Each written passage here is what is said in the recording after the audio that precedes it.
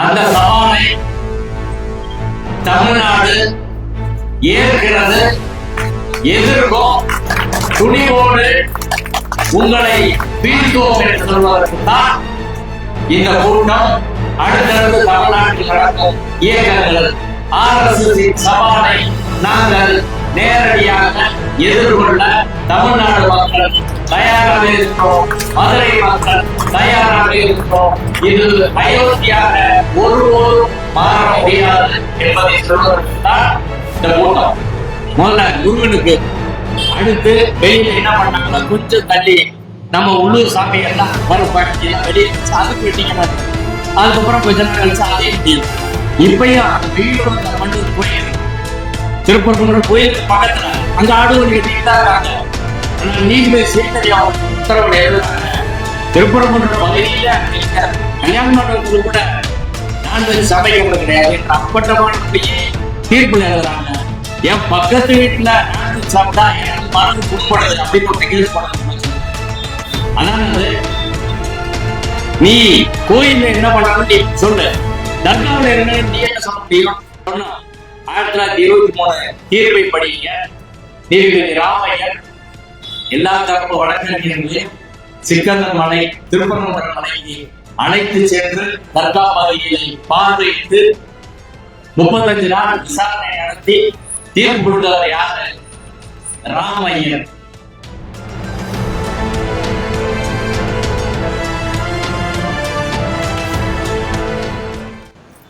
தோழர்களே, நண்பர்களே, இன்னைக்கு இந்த கூட்டம் நீதிமன்றத்திலே அனுமதி பெற்று நடைபெறுகிறது. திருப்பரங்குன்றத்தில் உள்ளூர் மக்கள் என்று சொல்லி சங் பரிவார அமைப்புகள் நடத்திய கூட்டத்திற்கு நீதிமன்றம் அனுமதி கொடுத்தது. அதை வைத்து நாமும் அனுமதி பெற்றோம். திருப்பரங்குன்றத்தில் காவல்துறை அனுமதி தரலைன்னா பரவாயில்லை. ஆனால் ஒத்த கடையில் கூட தமிழ்நாடு முதல்வர் எந்த கொள்கையை வலியுறுத்துகிறாரோ, திமுக உள்ளிட்ட இந்தியா கூட்டணி கட்சிகள் எந்த கொள்கையை வலியுறுத்துகிறார்களோ அதே பிரச்சனையை பேசுவதற்கு மதுரை காவல்துறை அனுமதி மறுத்தது. அதை எதிர்த்து நீதிமன்றம் சென்று அனுமதி வாங்கினோம். நீதிமன்ற அனுமதியின் பேரில் நடைபெறும் இந்த கூட்டம் தொடர்பாக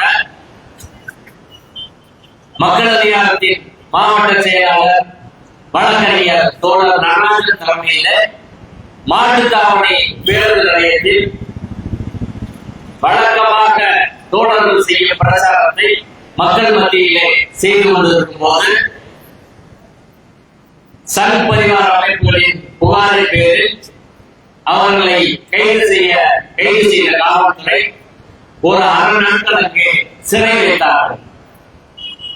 என் கேள்வி என்னன்னா, இந்த பிரச்சனையில ஆரம்பத்திலிருந்து காவல்துறை, உளவுத்துறை, இந்து சமய அறநிலையத்துறை, வருவாய்த்துறை எல்லாமே திராவிட முன்னேற்ற கழகம் வலியுறுத்தும் கொள்கைக்கு ஆதரவாக இருக்கிறார்களா அல்லது RSS, மோடி, சங் பரிவார் வலியுறுத்தும் கொள்கைக்கு ஆதரவாக இருக்கிறார்களா என்ற கேள்வி எங்களுக்கு எதிர்கொண்டே இருக்கிறது. இந்த பிரச்சனை சென்ற ஆண்டு டிசம்பர் மாதம் துவங்கிய போது ஆடு கோழி வெட்டக்கூடாது என்று ராஜபாளையத்திலிருந்து வந்த இந்துக்கள் இஸ்லாமியர்கள் கூட்டத்தை தடுத்தது திருப்பரங்குன்றம் காவல் ஆய்வாளர் மதுரை வீரர். இன்னைக்கு வரை அவர்கள் இன்ஸ்பெக்டர். அடுத்து ஆடு கோழி வெட்டக்கூடாது என்று எதிர்ப்பு தெரிவித்தது இந்து சமய அறநிலையத்துறையின் உதவி ஆணையர் ஆதிவோட சமாதான கூட்டத்தில் ஆர்டிஓ கண்ணன் அடுத்து உத்தரவு போடுறாரு. ஆடு வழி வெட்டுவது தொடர்பாக எல்லா ஆவணங்களையும் தர்கா சமர்ப்பித்த பின்பும் எந்த ஆதாரம் கொடுக்கலை என்று பொய்யை எழுதி சிவில் கோர்ட்டுக்கு போக என்று உத்தரவு போட்டவர் ஆர்டிஓ கண்ணன்.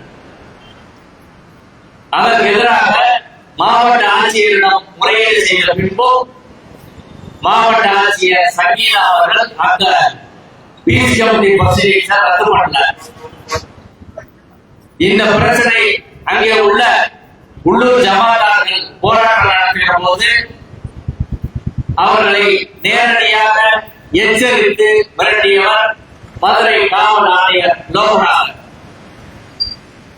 அடுத்து நீதித்துறை சொல்லவே வேண்டியதில்லை. இப்படி இந்த பிரச்சனை துவக்கமே காவல்துறையும் துவங்கி வருது.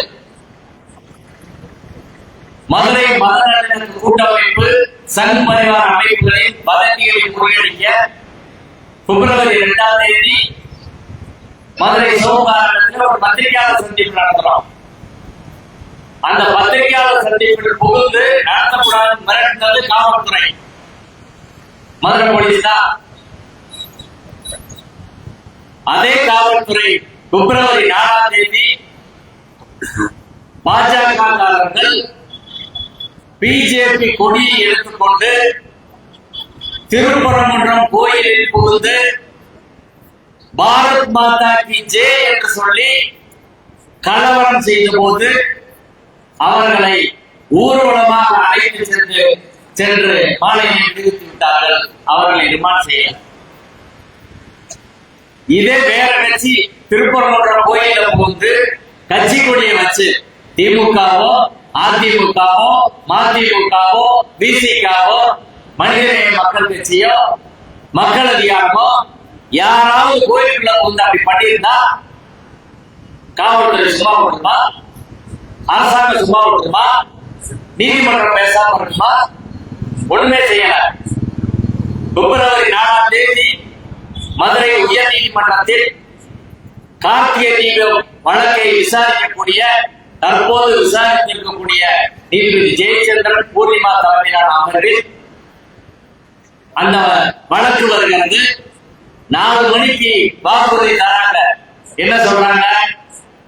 எங்களுக்கு ஆர்ப்பாட்டத்துக்கு அனுமதி கொடுங்க, நாங்கள் வன்முறையை தூண்டும் விதமாக எதுவும் பேச மாட்டோம் சொல்லி 4 மணிக்கு வாக்குறுதி. 5 மணிக்கு 144 போட்டிருந்த சூழ்நிலையில் இந்த அரசாங்கம் அனுமதி கொடுக்கிறது, காவல்துறை அனுமதி கொடுக்கிறது, நீதிமன்றம் அனுமதி கொடுக்கிறது. 144ல கச்சிராஜா பேசுறாரு அந்த ஆர்ப்பாட்டத்துல, நாங்கள் மதுரையை திருப்பரங்குன்றத்தை அயோத்தியாக மாற்றுவோம், தர்காவை இடமாற்ற வேண்டும், லட்சக்கணக்கானோர் ஏற்கனவே உயிர் தியாகம் செய்திருக்கிறார் அயோத்திக்கு, அதே போல செய்வோம். 2 எஃப்ஐஆர் போட்டாங்க. மத நிலையில் கூட்டமைப்பிலிருந்து இந்த பிரச்சனையை இவர்கள் விடமாட்டார்கள், தொடர்ச்சியாக எடுத்து செல்வார்கள். கச்சிராஜாவை தேசிய பாதுகாப்பு சட்டத்தில் கைது செய்ய வேண்டும் என்று மனு அளித்தோம். எந்த நடவடிக்கையும் கிடையாது. முருகன் மாநாடு நடத்தினாங்க. முருக பக்தர்கள் மாநாடு. முருக பக்தர்கள் மாநாட்டில நீதிமன்றத்தில் அனைத்து சாதி அச்சய மாணவர் சங்கம் சார்பில் நாங்கள் தலையிட்டு அரசியலில் மதத்தை கலக்கக்கூடாது, இந்திய அரசியல் சட்டம் அதை தடை செய்திருக்கிறது, முருகனின் பெயரால் இந்து முன்னணி மதத்தை அரசியலிலே கலக்கிறது. ஏற்கனவே உச்ச நீதிமன்றத்தில் 9 நீதிபதிகள் கொண்ட அமர்வு SR பொம்மை வழக்கில் மதத்தை அரசியலில் கலப்பது குற்றம், எந்த கட்சியும் அதை செய்யக்கூடாது, எந்த அமைப்பும் செய்யக்கூடாது, எந்த தனிநபரும் செய்யக்கூடாது என்று சொல்லி இருக்கிறது சொல்லி இதற்கு தனி சட்டமே இருக்கிறது என்பதை நீதிமன்றத்திலே சமர்ப்பித்து இந்து முன்னணி இந்த மாநாடு தொடர்பாக பேசிய அரசியல் கருத்துக்களை நீதிமன்றத்திலே நீதிபதி புகழேந்தியிடம் நான் கொடுத்தேன். அதற்கு பிறகு நீதிமன்றம் அரசியல் பேசக்கூடாது முருக பக்தர்கள் மாநாட்டில் என்று சொல்லி உத்தரவு போட்டாங்க. அந்த மாநாட்டில் நேரடியாக அரசியல் பேசப்பட்டது. இந்துக்கள் திமுகவுக்கு வாக்களிக்க கூடாது என்று தீர்மானம் நிறைவேற்றப்பட்டது. நீதிமன்றத்தில் கிஞ்சித்தும் அவர்கள் மதிக்கவில்லை. அதற்கு பிறகு அந்த தீர்மானங்களை எடுத்து நான் புகார் கொடுத்து மதுரை அண்ணாநகர் காவல் நிலையத்தில் RSS தென்மண்டல தலைவர் வன்னியராஜன், அண்ணாமலை உள்ளிட்ட பலர் மீது வழக்கு பதிவு செய்யப்பட்டிருக்கிறது. அந்த வழக்கிற்கு நடவடிக்கை கோரி நாங்கள் ஆர்ப்பாட்ட கூட்டமைப்பு சார்பில் மனு கொடுத்தோம். எதுவுமே கிடையாது. இப்ப திருப்பரங்குன்றத்துல 144 போட்டிருக்காங்க. 144 போட்டிருக்கிற சூழ்நிலையில பிஜேபி கார நூற்றுக்கணக்கில் வாரம், இந்து முன்னணிக்கார வாரம், நயினா நாகேந்திர வாரம் அங்க நின்று ஃபுல்லா சாயந்தரம் நைட் வரை ஊடகங்களுக்கு பேட்டி கொடுக்கிறார்கள். ஒரு ஷோ நடத்துறாங்க. ஒரு நாடகம் நடக்கிறது. அங்கே 3 நாள் நடக்குது. அந்த 3 நாட்களும் அவர்கள் நடத்த அதை லைவ் பண்ணுவதற்கு எல்லாத்தையும் அனுமதிக்கிற இந்த காவல்துறை, சங் பரிவாரங்களிடம் மண்டியில் இருந்த காவல்துறை, முற்போக்கு ஜனநாயக சக்திகளிடம் அரசியல் சட்டப்படி நடக்கக்கூடிய அரசியல் சட்டம் வலியுறுத்தும் மத நல்லிணக்கத்தை பேசுவதிடம் எப்படி நடந்துக்கிறீங்க? இப்ப மதுரை காவல்துறை, உளவுத்துறை, வருவாய்த்துறை எல்லாத்திலேயும் RSS ஊடுருவல் என்பது மிகப்பெரிய அளவில் இருக்கிறது. இவர்களை வைத்துக் கொண்டு இந்த காவல்துறை, இந்த உளவுத்துறை, இந்த வருவாய்த்துறை, இந்த அதிகாரிகளை வைத்துக் கொண்டு திமுக அரசு இந்த பிரச்சனையை கையாண்டால் நிச்சயமாக இது அயோத்தியாக மாறுவதை தடுக்கவே முடியாது. அயோத்தியில் நடந்தது அதான். 1949 டிசம்பர் 22 அந்த சிலையை போய் வச்ச உடனே எடுத்திருந்தா இந்த பிரச்சனையே வந்திருக்காது. அதை தடுத்தது அன்னைக்குள்ள கலெக்டர். அடுத்தடுத்து கொஞ்சம் கொஞ்சமா டெவலப் பண்ணி நீதிமன்றம், அரசு அதிகாரிகள், நீதிமன்றம், அரசு அதிகாரிகள், அரசியல் கட்சிகள் எல்லாம் சேர்ந்து கொஞ்சம் கொஞ்சமா நகர்த்தி அந்த பிரச்சனையில பிஜேபி ஆட்சிக்கு வந்துருச்சு. இப்படித்தான் செய்தார்கள். இந்த திருப்பரங்குன்றம் கார்த்திகை தீபம் பிரச்சனை கூட 30 ஆண்டுகளாக இந்து முன்னணி தொடர் இயக்கம் நடத்தி உள்ளூர் மக்களால், மதுரை மக்களால் புறக்கணிக்கப்பட்டு ஒரு தோற்று போன ஒரு இயக்கத்தை நீதித்துறை வழியாக உயிர்ப்பித்து இப்போது கொண்டு வந்திருக்கிறார்கள். இதற்கு இந்த 30 வருஷமா அவங்க தொடர்ந்து வேலை செஞ்சு அரசு அதிகாரிகள் அவார்டு கொண்டு வந்திருக்காங்க, உளவுத்துறையில் அவார்டு கொண்டு வந்திருக்காங்க, நீதித்துறையில் அவார்டு கொண்டு வந்திருக்காங்க, ஊடகத்தில் அவார்டுகளை கொண்டு வந்திருக்கிறாங்க. எல்லா கட்சியிலும் அவங்க ஆட்கள் ஊடுருவி இருக்கிறார்கள். இத்தனை செஞ்சுட்டு தான் நீங்க எடுத்திருக்கிறாங்க. ஏற்கனவே இந்து முன்னணி தோத்துருச்சுன்னு நம்ம இன்னைக்கு நினைக்க முடியாது. இன்றைக்கு மதுரையில, தமிழ்நாட்டின் பல்வேறு இடங்கள்ல நாம் கூட்டம் நடத்த அச்சப்படும் சூழலை அவர்கள் உருவாக்குகிறார்கள். அவர் தயார் பண்றான், எல்லா இடத்துலயும் பிரச்சனை பண்றான். அந்த நிலை வந்திருக்கிறது. காவல்துறை ஆரம்பத்திலே இந்த நடவடிக்கை எடுத்து 4 பேர் என்ன செய்யணும் போட்டிருந்தாங்கன்னா இந்த அளவுக்கு வந்திருக்காரு. எனவே தமிழக முதல்வர் அவர்கள் மதுரை திருப்பரங்குன்றம் பிரச்சனையில சிறப்பு கவனம் செலுத்தாவிட்டால் நிச்சயமாக இங்கு நாங்கெல்லாம் இங்க போராடிட்டே இருப்போம். அதுல ஒரு சந்தேகம் கிடையாது. ஆனால் முடிவெடுக்கிற இடத்தில் அதிகாரிகள், காவல்துறை, நீதித்துறை எல்லாம் சேர்ந்து என்ன செய்ய முடியும்? எனவே முதல்வர் அவர்கள் இதை கவனத்தில் கொள்ள வேண்டும் என்பதை இந்த கூட்டத்தின் வாயிலாக, மக்களின் வாயிலாக, மதுரை மக்கள் கோரிக்கையாக நாங்கள் முன்வைக்கிறோம். 2வது விஷயம், முதலில் இந்த பிரச்சனை துவங்கினது ஆடு கோழி வெட்டக்கூடாது அப்படின்னா, ஆடு கோழி வெட்டக்கூடாது என்று சொல்லி நீதிமன்றம் ஒரு தீர்ப்பும் கொடுத்திருக்கிறது. ஆடு கோழி வெட்டக்கூடாது என்ற தீர்ப்பு கொடுத்த நியாயமா? இதே மதுரையில பிறந்து வளர்ந்த எல்லாருக்கும் தெரியும். இன்னைக்கு வயதான எல்லாரும் கேட்டு பாருங்க, யார வேணாலும் கேளுங்க. மதுரை திருப்பரங்குன்றம் மலையில ஒரு பகுதியில் இருக்கக்கூடிய சிக்கந்தர் தர்காவில் எல்லாரும் அங்க போய் ஆடு வெட்டி, கோழி வெட்டி எல்லாம் சாப்பிட்டுருப்பாங்க. அந்த சிக்கந்தர் தர்காவுக்கும் தென்பகுதி மக்களுக்கும் நெருங்கிய உறவு தொடர்பு எல்லாருக்கும் ஒரு கதை இருக்கும். நாங்க போனோம், 2 நாள் சொன்னோம், நாங்க அங்க விளையாண்டோம், நாங்க அப்படி இருந்தோம், இப்படி இருந்தோம் என்று. அப்படி இருந்த உண்மையிலேயே நம்ம கண்ணு முன்னாடி ஆடுகள் வெட்டிக்கிட்டு இருக்காங்க. 1 வருஷத்துக்கு முன்னாடி வரை போன டிசம்பர் வரை. அப்படி இருக்கிற பிரச்சனை இங்க திராவிட இயக்க ஆட்சிக்காக இருக்கிறது. ஆனா அப்படி வெட்டவே இல்லை, காலகாலமா நடக்கல. புதுசா தான் வெட்டாங்க, புதுசா தான் நேர்த்திக்கடன் பண்றாங்க, இஸ்லாமியர்கள் அந்த பிரச்சனையை பண்றாங்க என்று சொல்லி கற்பனையாக ஒரு விஷயத்தை உருவாக்கி அந்த கற்பனைக்கு வடிவம் கொடுத்து அந்த கற்பனையை பிரச்சாரம் செய்து அந்த கற்பனையை வழக்காக்கி அந்த கற்பனைக்கு வாதங்கள் கொடுத்து அந்த தீர்ப்பு வாங்கிட்டார்.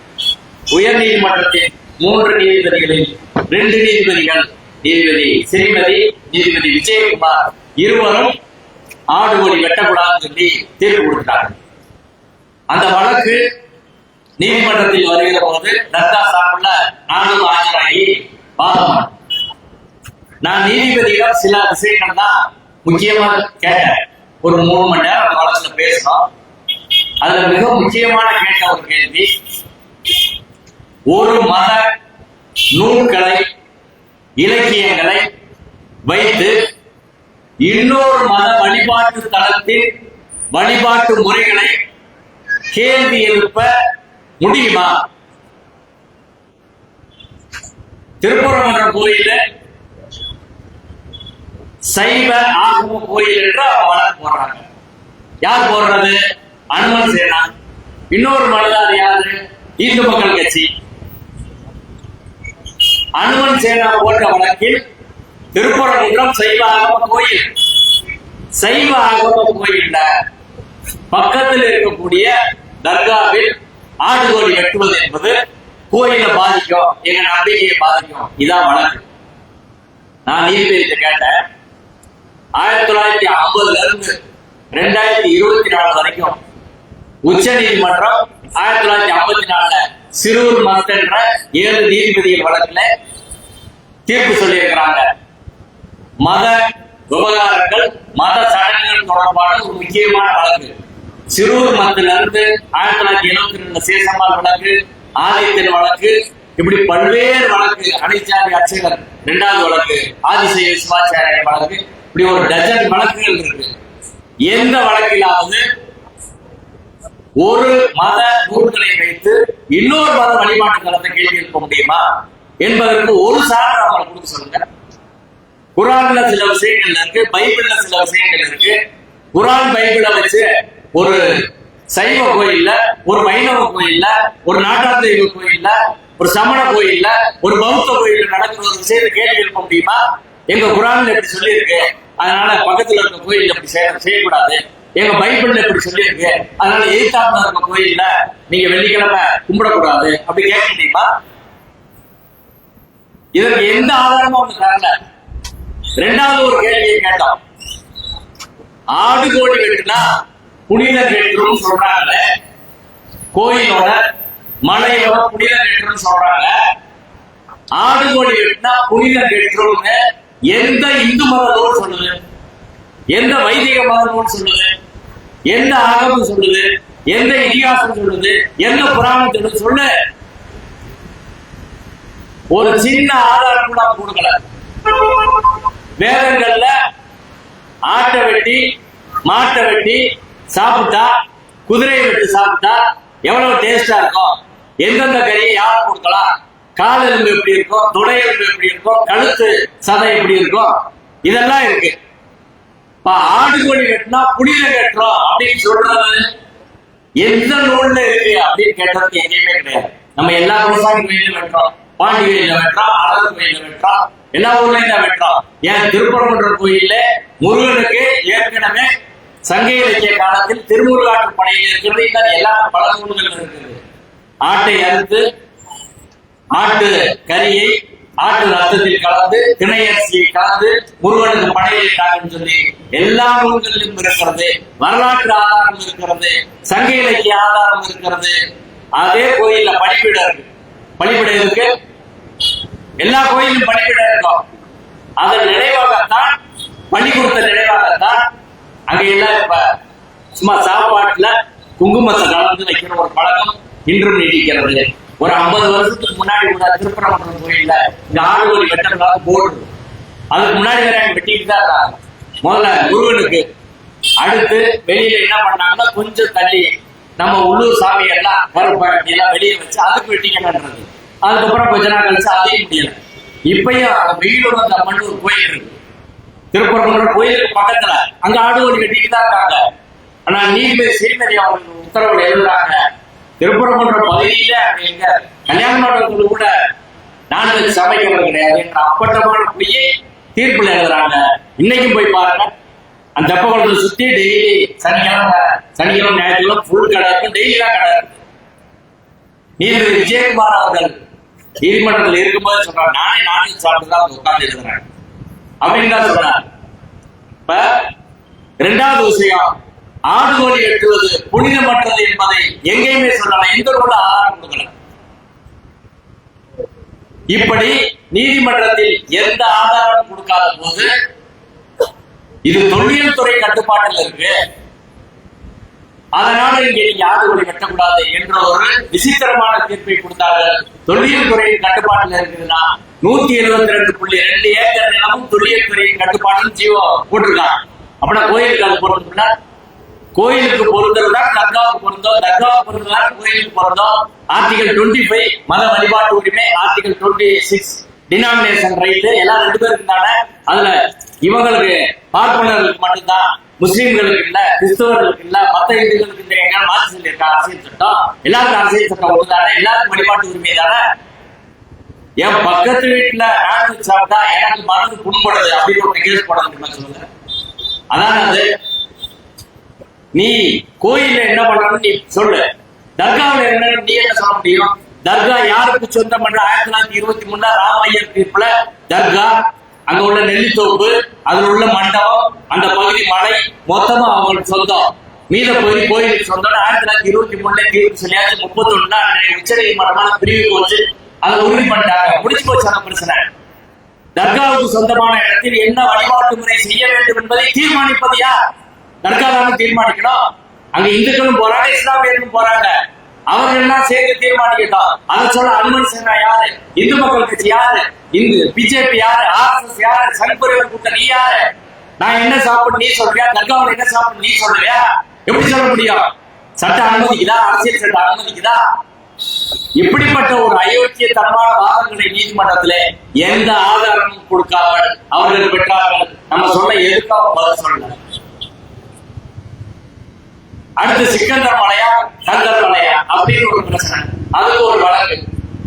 யாரா கேட்டா, நான் நீதிமன்றத்தில் நீதிபதி சொன்னேன், இது சிக்கந்தர் மலையாக அறிவிக்கணும் அப்படின்னு யாராவது மதுரையில எந்த இஸ்லாமிய அமைப்பு பேசிருக்கா, தர்கா பேசிருக்கா, இல்ல யாராவது தாசில்தார்ட்ட கலெக்டர்கிட்ட பெடிஷன் கொடுத்துருக்காங்களா, ஆர்ப்பாட்டம் நடத்துறாங்களா, போராட்டம் நடத்துறாங்களா, மனு கொடுத்தாங்களா, இல்ல நீதிமன்றத்தில் வழக்கு போட்டாங்களா?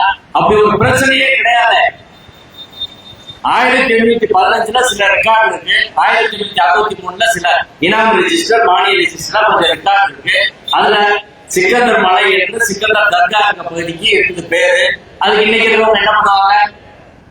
அப்ப இல்லாத ஒரு பிரச்சனையை கற்பனையாக திருப்பரங்குன்ற மலையை முருகன் மலையை சிக்கந்தர் மலையா மாற்ற முயற்சி பண்றாங்க என்று ஒரு கற்பனையாக ஒரு பிரச்சனையை உருவாக்கி அந்த கற்பனைக்கு வடிவம் கொடுத்து அதை பிரச்சாரம் செய்து அதையும் நீதிமன்றத்தில் வழக்கா போடுறாங்க.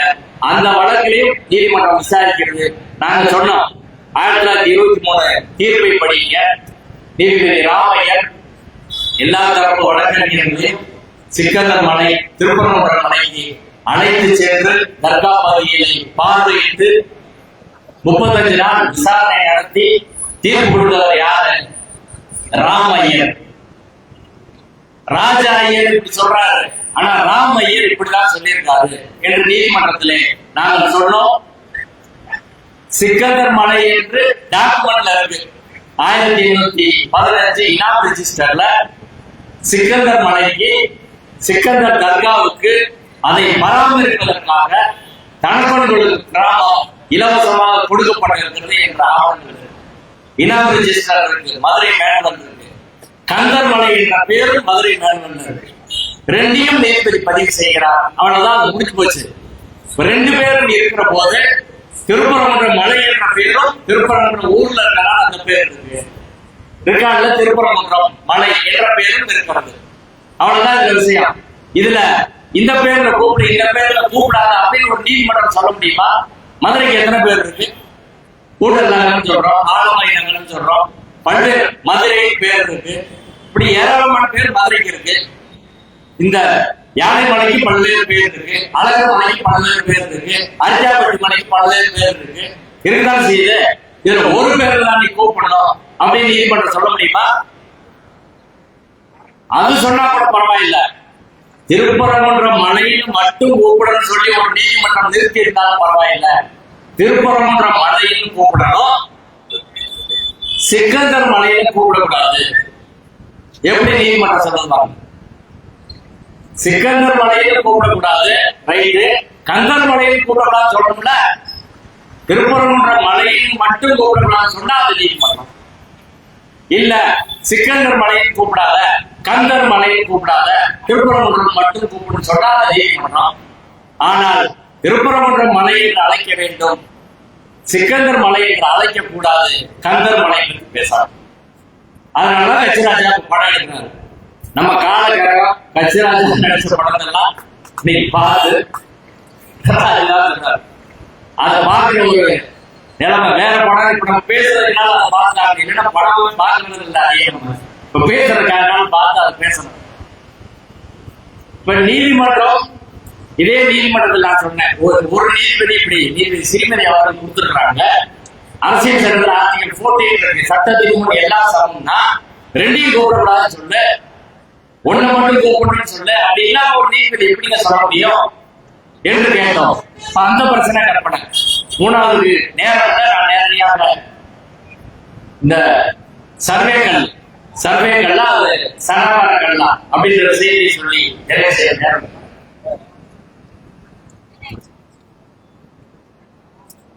சர்வேகள்லாம் என்னன்றது நீதிபதி திரு ஜி.ஆர். சாமிநாதன் அவர்கள் முன்பாக வந்த வழக்கு.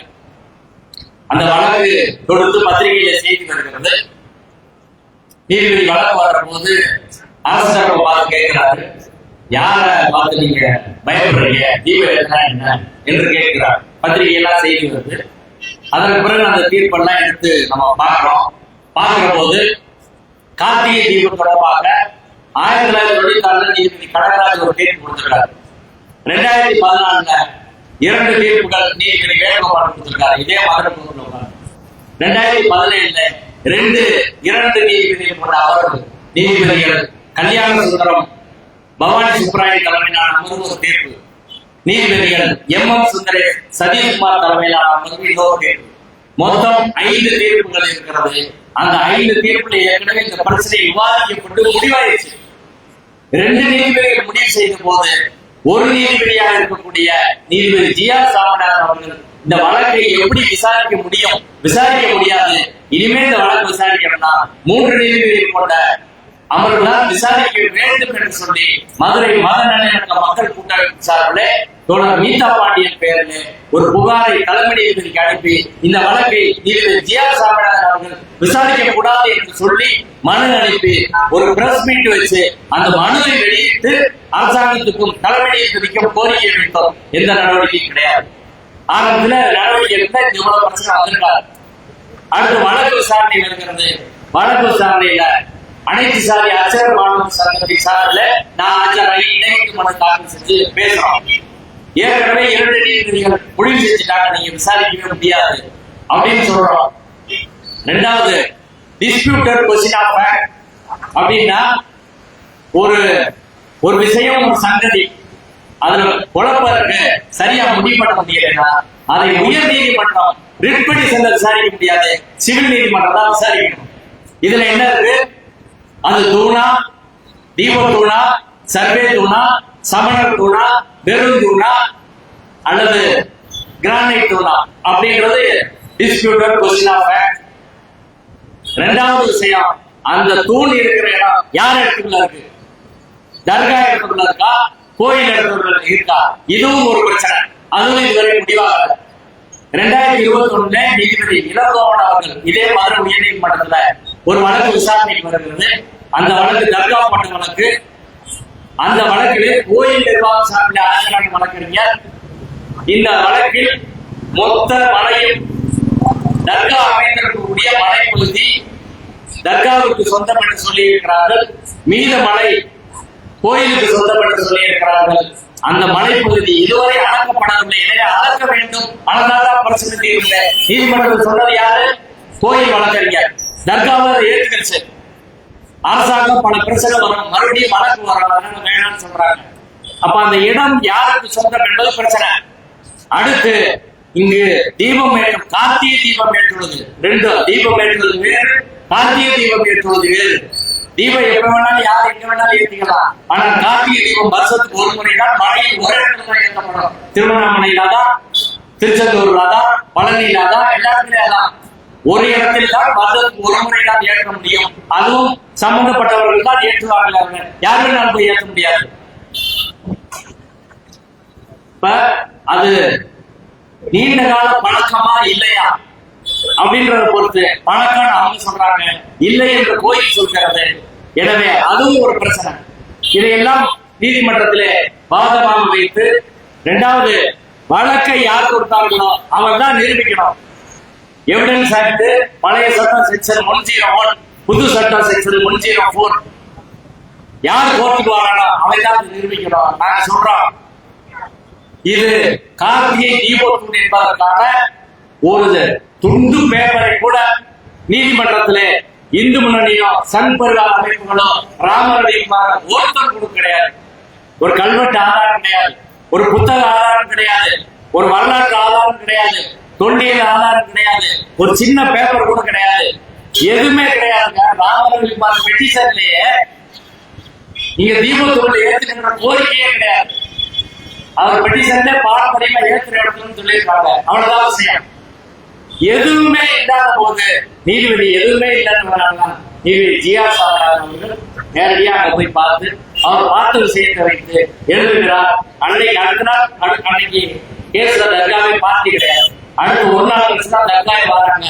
தர்கா தரப்பு வழக்கறிஞர் வந்து சொல்றாங்க, நாங்க இல்லாம கோயில் வக்கீல் இல்ல, அரசாங்க வக்கீல் இல்ல, யார் இல்லாம நீங்க போய் எப்படிங்க பார்க்க முடியும்? பார்த்தா செல்லாது அப்படின்னு சொல்றாங்க.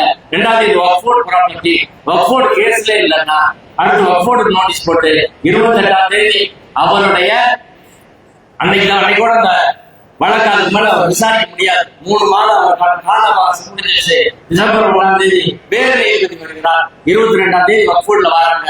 எங்களுக்கு கேஸ் பேப்பரே இல்லைங்க, நாங்க பதில் மொழி போடணும், டைம் கொடுன்னு கேட்கறாங்க. எதுவுமே கேட்காம 28ஆம் தேதி ஒத்தி வைத்து 1ஆம் தேதி தீர்ப்பு சொல்றாரு. தீர்ப்பு சொல்லி 1ஆம் தேதி இம்ப்ளிமெண்ட் பண்றது, 3ஆம் தேதி சிஎஸ்ஓ கூட்டி போய் ஏத்துங்கன்றாரு. 4ஆம் தேதி சிஎஸ்எஃப் 141 போட்டோம்னு சொல்றாங்க. 144 ரத்து பண்ணி நீங்க கமிஷனர் திரும்ப ஏற்றுன்னு சொல்றாரு. அடுத்து 5ஆம் தேதி சொல்றாரு. 9ஆம் தேதி சீஃப் செக்ரட்டரி ஏடிஜிபி எல்லாம் வரணும்னு வரிசையா போறாரு. நல்ல வேலை போருக்கு லீவ் விட்டாங்க, ஒரு 10 நாள் லீவு, அதனால தப்பிச்சா. இல்லைன்னா காலையில இருந்து நைட் வரை அங்கதான் டெய்லி கேட்டு நோட்ஸ் எடுத்து வெளியில வந்து மக்களுக்கு என்ன நடக்குதுன்னு சொல்லணும்.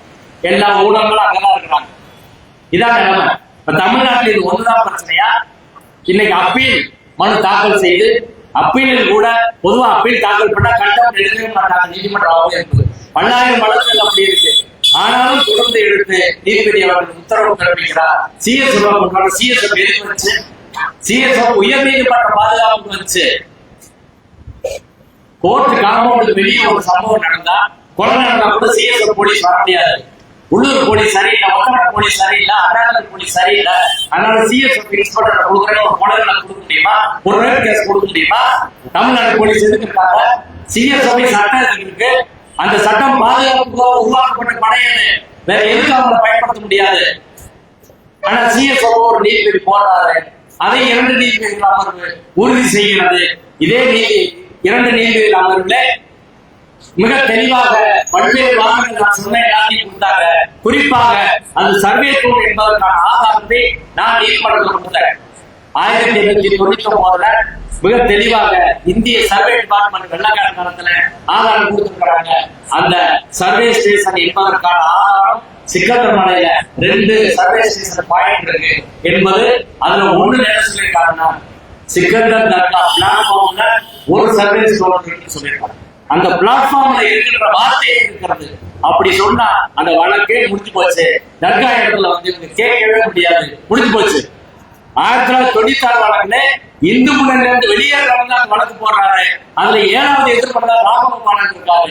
ராமகோபாலன் என்ன சொல்றாங்கன்னா, நீதிமன்றம் வழிபாட்டு முறையில தலையிடாதீங்க, எந்த தீர்ப்பு சொல்லக்கூடாது. நீங்க ராமகோபாலன் புதுசா சொல்றாரு, இது முருகன் கோயிலே கிடையாது, இது சிவன் கோயில். இது முருகன் கோயிலே கிடையாது, இது சிவன் கோயில். அடுத்து அவர் சொல்றதுதான் முக்கியம். இப்ப சொல்றாங்கல்ல, மலை உச்சியில தர்கா பக்கத்துல ஏற்றணும்னு ராமகோபாலன் சொன்னார். ராமகோபாலன் என்ன சொல்றாங்கன்னா, மலையின் நடுவில் நெல்லித்தோப்பு பக்கத்தில் இருக்கக்கூடிய காசி விஸ்வநாதர் கோயில் அருகில் இருக்கக்கூடிய ஒரு தூண் இருக்கு, அங்கதான் காலகாலமா தீபம் ஏற்றுவாங்க. ராமகோபாலன் சொல்றாரு, நம்ம சொல்ல ராமகோபாலன் சொல்றாரு. அடுத்து திருப்பரங்குன்ற கோயில் தலைமை ஆட்சியர் ராஜா பட்டர் சொல்றாரு, அந்த ராஜா பட்டரும் பிள்ளையார்பட்டி விஜய் கொடுத்தால் தான் தமிழகம் முழுவதும் 10,000 கோயில்களுக்கு இந்த அரசும் சரி எந்த அரசு வந்தாலும் சரி அவர்கள் தான் தலைமை அர்ச்சகர்கள், அவர்கள் தான் கும்பாபிஷேகத்துக்கு நேரம் குறித்து கொடுக்கிறது, யாகசாலை அமைப்பது வரை அத்தனையும் அவர்கள் தான் செய்வார்கள். அந்த ராஜா பட்டர் சொல்றாரு, திருப்பரங்குன்ற மலையிலே ஒரே ஒரு இடத்துல தான் தீபம் ஏற்ற முடியும், அது திருப்பரங்குன்றம் கோயில் கருவறைக்கு நேர் மேலே இருக்கக்கூடிய மலை உச்சியில் இருக்கக்கூடிய தீபத்தூணில் தான் ஒரே ஒரு தீபத்தூண் தான் இருக்கு, அது கோயில் கருவறைக்கு நேர் மேல இருக்கு, அங்கதான் ஏற்ற முடியும், வேற எங்கேயும் ஏற்ற முடியாது. இது ஆகமப்படி கோயில் மரபுப்படி பழக்க வழக்கப்படி அதுதான் சரியானது. ஒரு மலையில் 2 இடத்துல தீபம் ஏற்ற முடியாது என்று நீதிமன்றத்தில் மட்டுமல்ல பிபிசி செய்தியிலையும் அவர் பேட்டி கொடுத்திருக்காரு. நான் நீதிபதி ஜிஆர் சாமிநாதன் சொல்றேன். ராஜா பட்டர் உங்களுக்கு தெரியும், ராஜா பட்டர் இப்படி சொல்லியிருக்காரு. ஆனா ராம் ரவிக்குமார் இப்படி சொல்றாரு. ராம் ரவிக்குமார் ஆரம்பத்தில் எக்ஸ்பர்ட்டா, ராஜா பட்டர் எக்ஸ்பர்ட்டா, நீங்களே முடிவு பண்ணுங்க என்று கேட்டது அவர் சிரிக்கிறார். இப்ப இதுவரை இந்து முன்னணி சண்பருவர் என்ன சொல்லுச்சு, அர்ச்சகர்கள் அதே போல ஆகம வல்லுநர்கள் இவர்கள் தான் கோயிலோட மரபு புனிதம் சொல்ல முடியும் அப்படின்னு. இன்னைக்கு கோயில் அர்ச்சகரை ஏற்க வேணாம், யாரு வேணாலும் போய் ஏற்குது. ராமரவிக்குமார் பிரச்சனைக்கு என்ன சம்பந்தம்? ராமரவிக்குமார் எதிர்மடக்காது திருப்பரங்குன்றத்துக்கு எந்த சம்பந்தம் கிடையாது. அவர் ஆகமத்தில் எக்ஸ்பர்ட்டா, அவர் இங்கே ஏற்றுன்றாரு. நாளைக்கு இன்னொரு வந்து இன்னொரு இடத்துல ஏற்றுப்பாங்க. இன்னொரு அதே இடத்துல குதிரை சிலை திட்டு வருது, காசி விஸ்வநாதர் கோயில் வருது, எத்தனை இடத்துல ஏற்க முடியும் கோயில்? அப்ப இப்ப நடக்கிற பிரச்சனை என்பது அந்த தர்கா நிர்வாகம் வந்து சொல்லல, இஸ்லாமியர்கள் வந்து சொல்லல, கோயில் நிர்வாகம் சொல்கிறது, ஆகமம் இப்படிதான் சொல்லுது, கோயிலோட பழக்கம் இது, கோயிலோட மரபு இது, கோயில் மரபுப்படி ஒரு இடத்துல தான் ஏற்க முடியும். நாங்கள் 300 வருஷமா உச்சி பிள்ளையார் கோயில தான் ஏற்கிறோம், மாத்தி ஏற்கனா பிரச்சனை அப்படின்னு சொல்றாங்க. இதுவரை பேசி RSS சங் பரிவார் கூட்டம் கோயில் மரபு பேசிய இதே கூட்டம் இன்னைக்கு அரசியலுக்காக மாற்று பேசுகிறார்கள் என்றால் எவ்வளவு பெரிய சந்தர்ப்பவாதிகள். இதே கூட்டம் தான் சபரிமலையில் என்ன சொல்லுச்சு, பெண்கள் போகும் சுப்ரீம் கோர்ட் போட்ட போது அப்படியெல்லாம் சொல்ல முடியாது. அமித்ஷா என்ன சொன்னாரு, அமல்படுத்த முடியாத தீர்ப்புகளை நீதிமன்றம் சொல்லக்கூடாதுன்னு சொன்னாரு. அமல்படுத்த முடியாத தீர்ப்பை நீதிபதி ஜிஆர் சாமிநாதன் சொல்லலாமா? அப்பீல் போறதுக்கு முன்னாடி அமல்படுத்துன்னு சொல்லலாமா? அப்பீல் பெண்டிங் இருக்கும்போது சொல்லலாமா? எல்லாருக்கும் சட்டம் ஒண்ணுதானே, எல்லாருக்கும் நீதி ஒண்ணுதானே, எல்லாருக்கும் அரசியல் சட்டம் ஒண்ணுதானே. மக்கள் சிந்தித்து பார்க்க வேண்டும். கார்த்திகை தீபம் ஏற்கப்படாது யாராவது சொன்னாங்கன்னா, கார்த்திகை தீபம் வருடா வருடம் நீதிமன்றத்தில் ஏத்துட்டாங்க. நம்ம ஒரு தப்பு பண்ணிட்டோம். ஒரு 10 ஜோசியர் வச்சு திருப்பரங்குன்றம் மலையில கார்த்திகை தீபம் 2வது இடத்துல ஏற்றுனா, இன்னைக்கு பிரதமராக ஒரு உயிருக்கு ஆபத்து 10 ஜோசியர் பேசினா பிரச்சனையே தலைவர் நேரடியா கூட்டு சொல்லி விழுச்சுற அரசு என் உயிருக்கு ஆபத்து சொல்லியிருப்பாரு. நன்றி.